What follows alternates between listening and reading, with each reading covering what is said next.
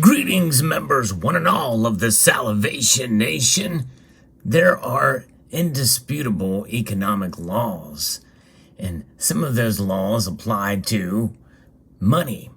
And right now, we're abandoning some of those principles and some of those laws, and we are seeing the effects of it right now. But what could it lead to? How far can this go? Well, we're going to discuss that in this video. Let's explore!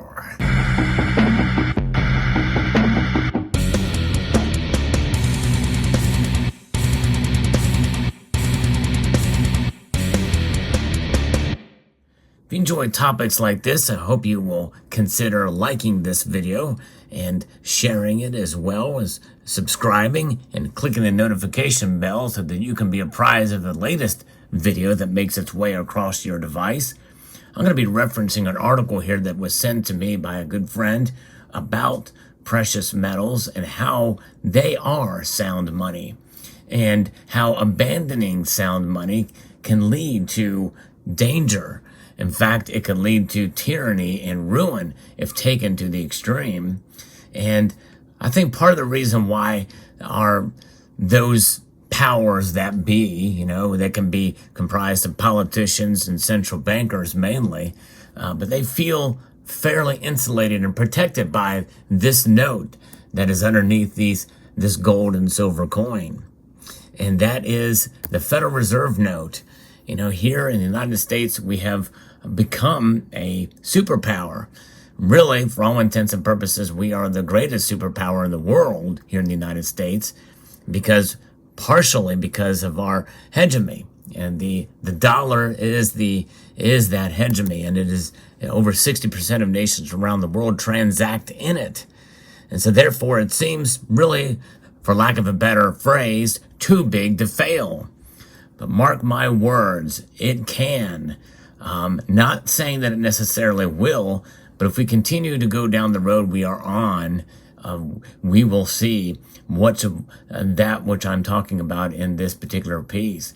I think it's interesting to see how money is one of the most misunderstood topics of our time. And we're seeing the implications of this play out, again, every day. To understand money, one first must understand that human beings have always been incentivized to participate in exchange. It's human nature. If humans could not or did not trade, most people would die young from starvation, disease, or exposure to the elements. In a sense, we rely on each other as well as ourselves, and we operate under that. That's part of what the free enterprise system is about. And notwithstanding, the survivors would be left with an extremely low standard of living in a world in which none of us would want to live. This means that exchange is a necessary condition, not only for our economy, but for human flourishing. And boy, that is true. And that is really the nature of that. I think that no matter your political persuasion, you recognize that. And it should be something to celebrate. So before there was money, there was barter. Essentially, that is a direct exchange, which is a system in which every good is traded directly against every other good.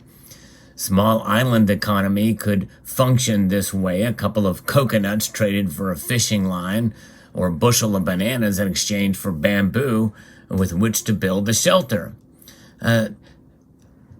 As though Bishop of the Mises Institute illustrates, imagine that a farmer wants to buy a pair of boots. So he visits the town cobbler and tries to trade a dozen eggs in exchange. However, the cobbler in town doesn't want eggs. The cobbler might want beef, but the farmer isn't willing to slaughter his cow for boots. A trade where both parties are happy is now difficult. It's easy to see how unmanageable this system is as populations grow and as people's needs and wants expand.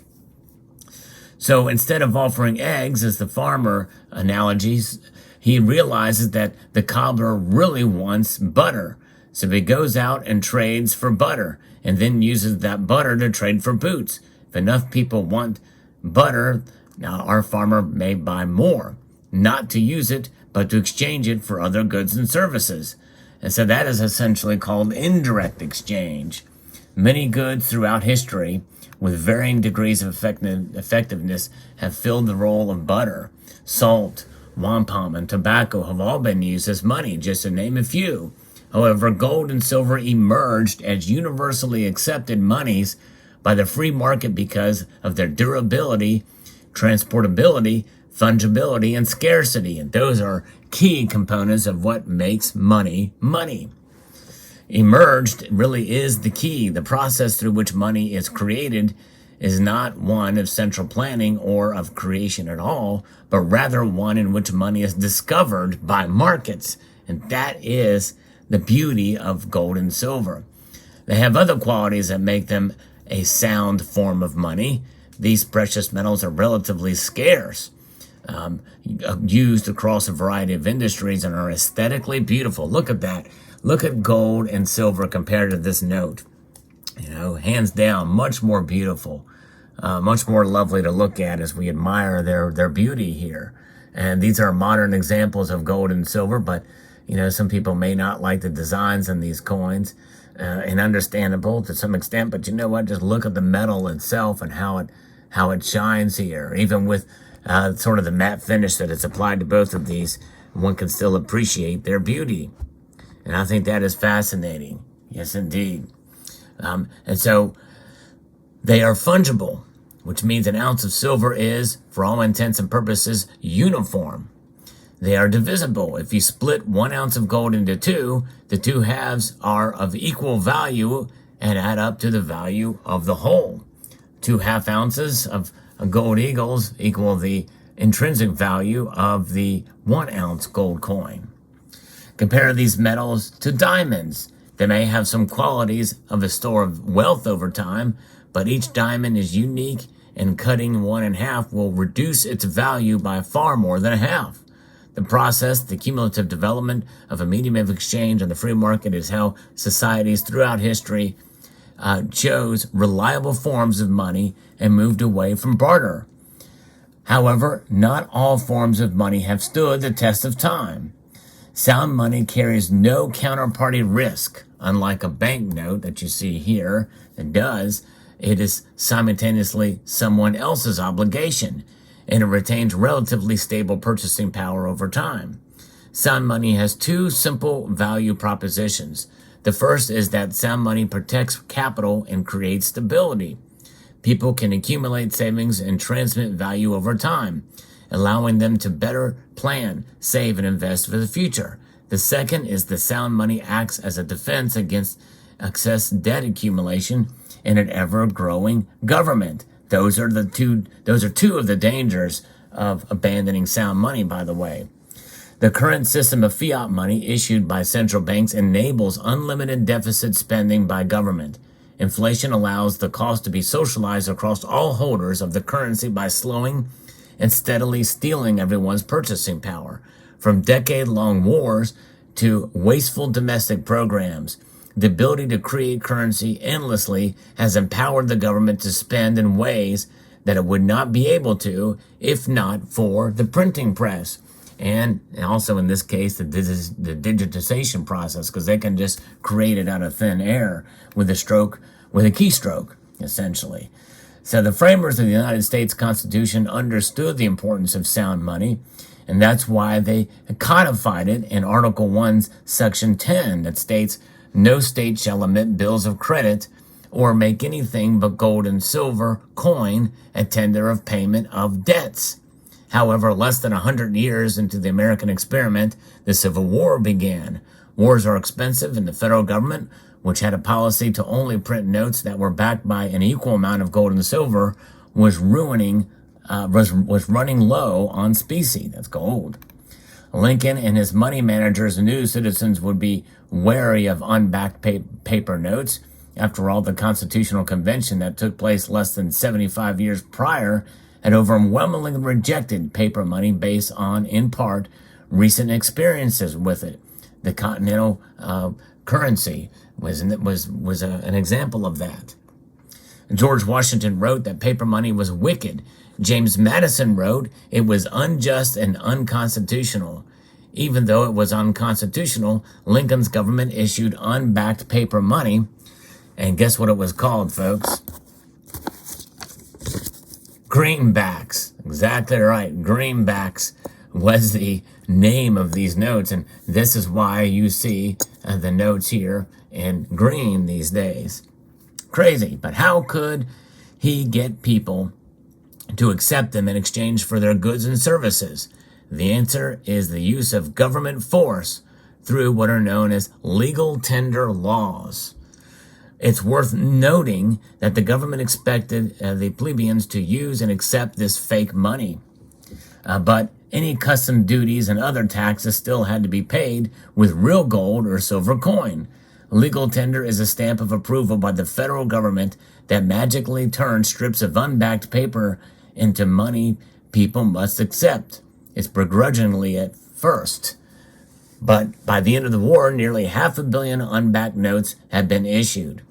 As always happens with paper money, greenbacks lost most of their purchasing power before the country went back on a gold standard.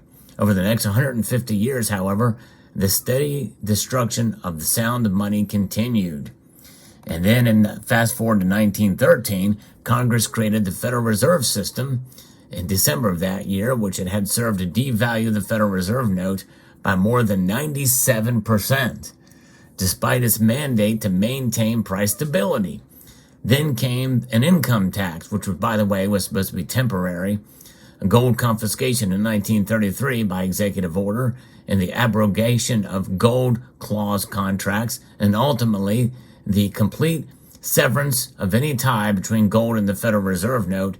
That was closing the gold window in 1971, in August of that year, which, by the way, was supposed to be only temporary.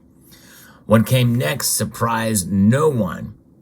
An explosion of government spending brings us to our present situation, and a lot has happened between 1971 and now, but that's really the bottom line. There's no other way to really describe it. An explosion of government spending and government control and government regulation. The Biden administration bureaucrats face no constraints on their borrowing and bailout schemes. America is now well down the road to financial insolvency, shouldering more than $30 trillion in debt, and it just keeps happening. Now there's going to be relief money that's going to be coming out of the latest natural disaster that has occurred in this nation, on top of supposed tightening policies by the Federal Reserve. So the Federal Reserve bankers are trying to tighten and rein it in, while the government is just opening the floodgates of more spending. History teaches us no government can ultimately escape the consequences of removing sound money from its monetary system. None throughout history has any government been able to escape it. The Romans started debasing their coinage, and that is part of what led to the ruin of the Roman Empire. Apart from this massive empire, military industrial complex at the time, for sure, was something to be said for that. Absent the constraints of an ever-expanding fiat money system imposed by gold and silver, the current inflation problem can only worsen. It's up to us to have our own sound money with gold and silver in our holdings. That's a lesson for us all as individuals, and we will do that. Let me know what your thoughts are in the comment section below. Hope you found this video insightful. I'd like to extend a multitude of gratitude to you all for taking the time to watch, and encourage you to please rate, share, comment, and subscribe.